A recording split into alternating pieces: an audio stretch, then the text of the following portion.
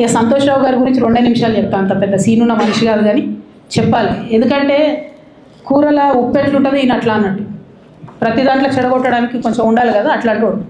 కాబట్టి చెప్పక తప్పదు ఈయన గురించి. చెప్పులో రాయి చెవులో జోరిగా అంటాం కదా అట్లాంటి టైపు. కాబట్టి ఖచ్చితంగా చెప్పాలి. విషయం ఏంటంటే ఈయన ధనదాహం ఎట్లాంటిదంటే సంతోష్ రావు గారిది రామన్న కాన్స్టిట్యున్సీ కేటీఆర్ అన్న కాన్స్టిట్యున్సీ నేరెళ్లలో ఇసుకలారి గుద్ది ఒక దళిత బిడ్డ చనిపోతాడు.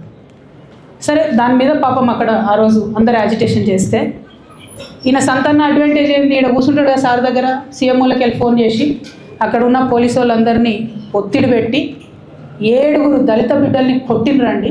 3-4 సార్లు 3rd డిగ్రీ చేస్తే ఇలా 7 కుటుంబాలు కూడా వాళ్ళు ఎందుకు కూడా ఏ పని చేసుకోలేనటువంటి పరిస్థితులలో ఆ దళిత బిడ్డలు ఉన్నారు.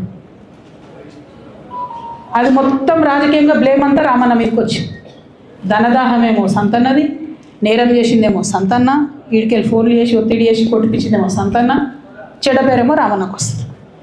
ఈ ఎగ్జాంపుల్ చెప్పడం కోసమే నేను ఈయన గురించి చెప్తున్నా, వేరే ఏం లేదు. ఇక సరే టానిక్ వీనిక్ ఈ వీటిలో వచ్చిన కేసులు ఏమవుతాయి, రేవంత్ రెడ్డి గారు ఆర్భాటంగా ఒక అనౌన్స్మెంట్ చేస్తారు. నేను ఇంతకుముందు చెప్పిన కదా మ్యాచ్ ఫిక్సింగ్ ఎట్లుంటుందంటే 1 డే న్యూస్ అవుతుంది. టానిక్లో ఈయన మీద కేసు పెట్టిరారు, 3వ రోజు పోలీసు వాళ్ళు ఎఫ్ఐఆర్ కొట్టేసారు. అది మీరు ఇంకా కనుక్కోండి. కాజ్ చేసేసారు, కేసు మూసేసారు. ఏం అండర్స్టాండింగ్ ఉంది, ఎందుకు మూసేసారు? At the same time Harithaharam, తెలంగాణకు హరితహారం అని పెద్దలు కేసీఆర్ గారు పెద్ద కళతోని 230 కోట్లు అక్కడ గోబీ డెజర్ట్ల వాళ్ళు చెట్లు పెట్టి చైనాను కాపాడుకున్నారు. మనం అదే స్థాయిలో తెలంగాణను బాగు చేసుకోవాలని పెద్దసారి హరితహారం అని పెడితే ఈయన దానికి నకిలీ ప్రోగ్రామ్ గ్రీన్ ఇండియా ఛాలెంజ్ అని పెడతాడు. తెల్లారులేస్తే సినిమా వాళ్ళని తీసుకురావాలి, రోజు ఒక ఫోటో వేసుకోవాలి. దాని వెనుక ఉన్న కుట్ర ఏంటంటే జీవో అమెండ్మెంట్ అవుతుంది సంతోష్ గారి గురించి. ఆ ఫారెస్ట్లను 10% ఇన్కమ్ ఎవరన్నా ఇస్తే అమ్యూజ్మెంట్ పార్క్లకు ఇస్తారన్నట్టు. దానికోసం జీవో అమెండ్ అవుతుంది.